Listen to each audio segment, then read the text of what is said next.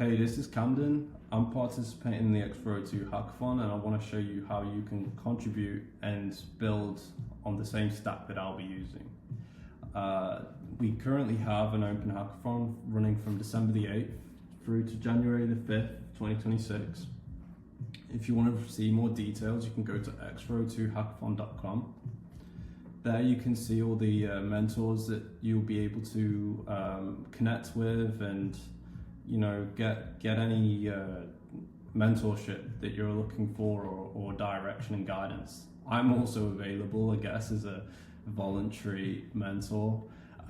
We're going to be using the developer resources that's shown here, but what we're going to do in this video is actually make sure that these developer resources are up to date, because there's been quite some significant updates and changes that have happened in the last 48 hours even. So we'll want to use Scaffold-Eth with the x402 extension. That's what we're working with today. It's a Nextjs 15 project. At least the front end package is using Nextjs 15. We're going to want to upgrade this to Nextjs 16, where we migrate from middleware to Proxy. But in addition to that, the Coinbase x402 developers have upgraded from V1 to V2 in the last 48 hours.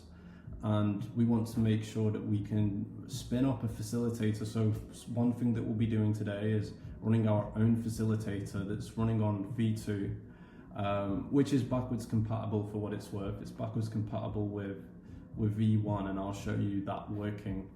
But I really want to show you how you can spin up your own facilitator, as potentially that's something you want to work on, running your own facilitator with extended logic. And I'll also show you how to use Nextjs paywalls with the new x402 packages that have been made available to us. So you're going to want to clone the Coinbase x402 repo. I've got this cloned here. Get the latest version, open it up in Cursor, or whatever preferred IDE you tend to use. But we'll also go to Scaffold-Eth. If you're not familiar with Scaffold-Eth, I recommend you check it out. Go to scaffold-eth.io. Austin Griffiths does a very, very good overview of how to, and speed run of how to ship a dApp, make changes, test it, make changes all through from the back end to the front end. Gives you a hard hat and or Foundry, supports hard hat and Foundry for smart contract development, and it gives you a whole front end, which you're going to see in this demo anyway. So, but we're not going to use the standard Scaffold-Eth template. We're going to use the extended template, which is using x402 here. So we'll copy this command. I've actually just ran this. So you're going to run npx create eth at latest using the x402 extension. Define your project name, so in my case, scaffold-x402-demo. That'll create the project directory, install all the packages, so you don't have to run yarn in the project root, it's all done for you. I'm going to change directory into it, so x402-demo, and I'm going to open it up in Cursor. Okay, great. Let's just clean these things up. I'll remove all the agent components, cursor stuff. Okay, create a terminal. I've got a terminal here inside my IDE. I'm in the project root. I can just run yarn start. The packages are installed. And I'll quickly give you an overview of the x402 extended Scaffold-Eth project. So I have this now running on localhost 3001.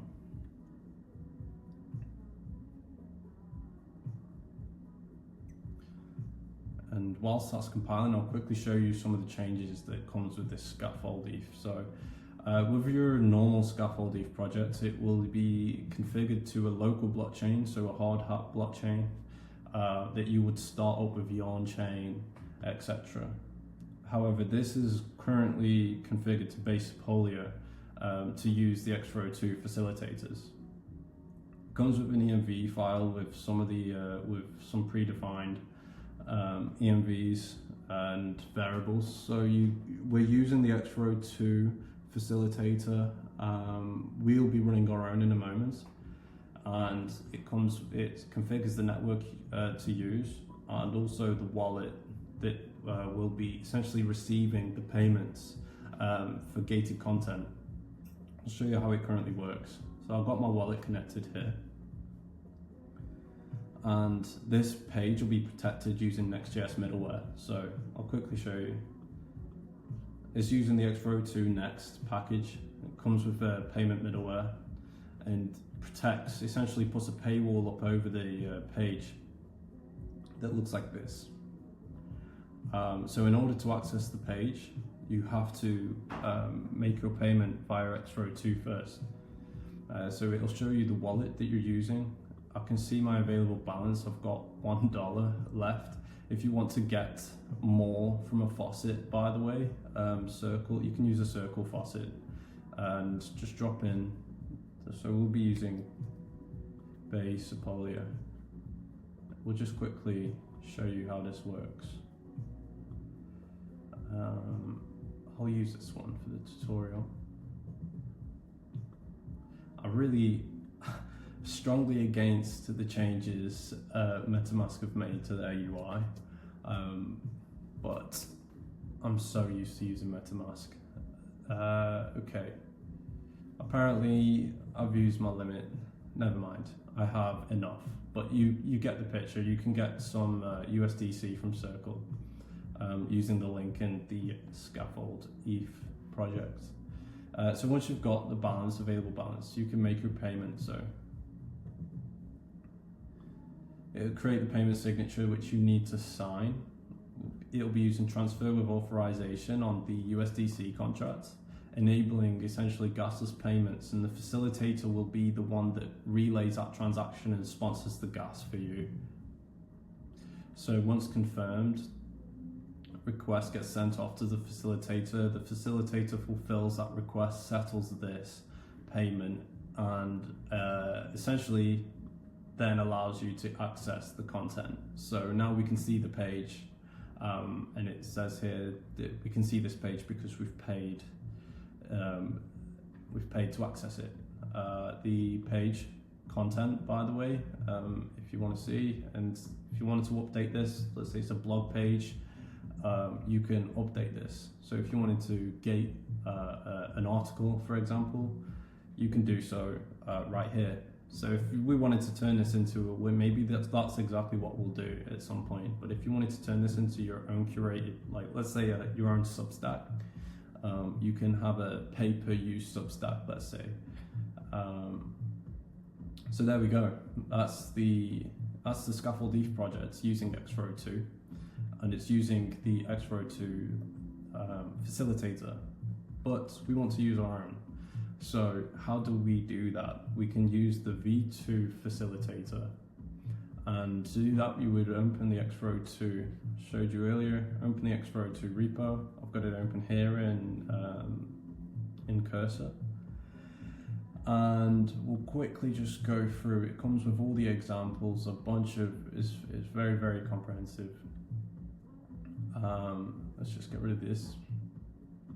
And to get started with that, what you need to do is install.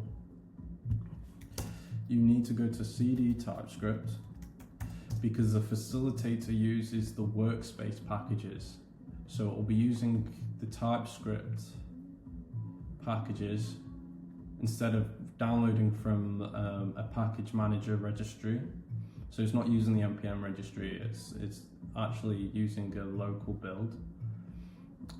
So we'll go to CD, we would go to TypeScript, pm install. I've already done all this, but just to show you guys, you'd run that, and then you'd run build, which would then build all the packages that we are going to be using in our facilitator, pardon me. CD back, go to examples. We need to go to TypeScript, I think it is. and then facilitator. So just to show you, we're going TypeScript, facilitator, cool. All right, so now we're in facilitator, we'll want to run install, which again, I've already ran that, so that will install all the packages to run the facilitator itself. We then have an env file where we need to set some variables. So make sure if you're importing or exporting your private keys from MetaMask, it doesn't prefix with OX. So 0x, add your private key for that. Ideally, just for the sake of the demo, we're not going to be actually using Solana payments, but ideally get a private key from a Solana wallet or generate one, just to make this demo easier for you. We don't need to define a port. By default, it uses 4022. If you want to use a different port, you can. Once you've got those private keys defined, so by the way, you don't want to define them there. You want to just, I guess you can define them there. It's running them locally, but I've defined them in my .env here. So once you've done that, you can run pm dev, and then it'll show you the facilitator account. So essentially the EVM account that's facilitating the payments, sponsoring the gas. So I have it running here. It will be this wallet. One thing I want to note: do not use a mainnet wallet. Just in case you're exposing your private keys, it's got funds on mainnet. We don't want to essentially compromise any private keys or vulnerable information, or real funds essentially. So yeah, just to verify, 9BD98 is the wallet address and 9BD98 is the facilitator. Okay, cool. So now we have that running, and we can verify it's running on localhost. So we can go to localhost, and then we can go to 4022. We can see supported networks and schemes essentially. So you can see we've got x402 version 2 enabled. We've got version 1 enabled as well, so it's completely backwards compatible, and will be using the exact payment scheme. You can extend these actually and extend the payment scheme or types of payments and make that logic your own. Maybe this is something you want to do, and you can essentially extend any of the logic here as part of your facilitator. There's somewhere, let me see if I can just get this up quickly. It's defined in the doc, so if I just quickly go to the documentation, you can, okay, TypeScript, this one, I'm in the wrong readme. Okay, sorry about that. So you can add custom logic before or after verifying settle operations that do things, so you can log, validate things before a verification happens. You can make sure that you don't want, if there's any unwanted users, let's say, or from unwanted places that you don't want it all using your facilitator anyway, you can validate them that on this before verify, for example. Let's say you've handled a settlement and you want to, I don't know, store that, log that somewhere in a database, you can do that. So yeah, these are the different things you can do. You can handle failures, for example. So essentially just your lifecycle hooks are live here, okay? These are your EVM schemes that I was talking about earlier. So you can add a new network if you wish. So to define another network, you would just change this. If you want to use base mainnet 8453, and that's just an example. So you can extend the networks available. You can use custom networks. It's super simple. So if I wanted to add Monad right now, I could just define this and add another chain. Okay, cool. So we got the facilitator, it's running. I digressed a little bit there. Now I want to test out my facilitator, see it working. So we've tested the x402.org facilitator built by the Coinbase devs. Let's run our own. So localhost 4022. And let's see if our facilitator is running. Let's go to our Scaffold-Eth project. Let's see it work. Okay, cool. So we're back to the paywall. This time it'll be our facilitator that's paying. Our facilitator that's processing the transaction and relaying or sponsoring the gas. Okay, so it's requesting the content, it's sent it off to the facilitator, and now we have access. We can also see it propagate in our logs. So we can see the payment come through. It shows you before verify, hooks, and the logs, before the settlement, after the settlement, etc. It shows you that it was successful, shows you the transaction hash, it shows you who we paid it to, so who I just paid that to access that content. We can verify that's correct, 2266. We can see the asset that we've paid in. So it's also good that you run your own facilitator because you can do a bit of debugging if you wish this way. And it's really easy. Like, it's taken, aside from my digressing, it's taken a couple minutes to get a facilitator running. So now we can essentially make or relay our own transactions, which is pretty cool.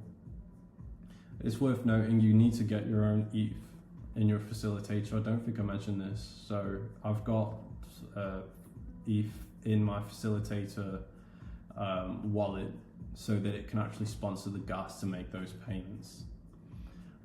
So ensure that you've got that, otherwise your transactions cannot be processed.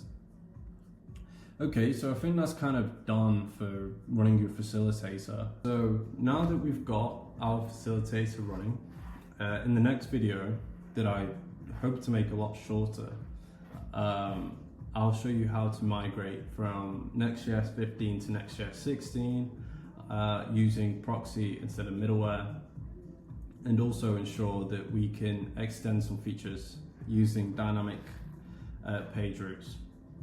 So thank you for watching on my first ever one-shot attempt of a video tutorial. I hope it was somewhat useful. I would appreciate any feedback on, how to make these videos clearer, concise, and to ensure that, I'm giving you content that is actually valuable. So any feedback would be really, really great. Also, what else you would like to see. I already have the second video planned, and I'm just going to make this a little series for now. But if there's anything in particular, or if you even have any ideas on what I should build with x402, I would love to build that whilst I'm doing this series. So yeah, thanks guys for watching, and I'll see you in the next video.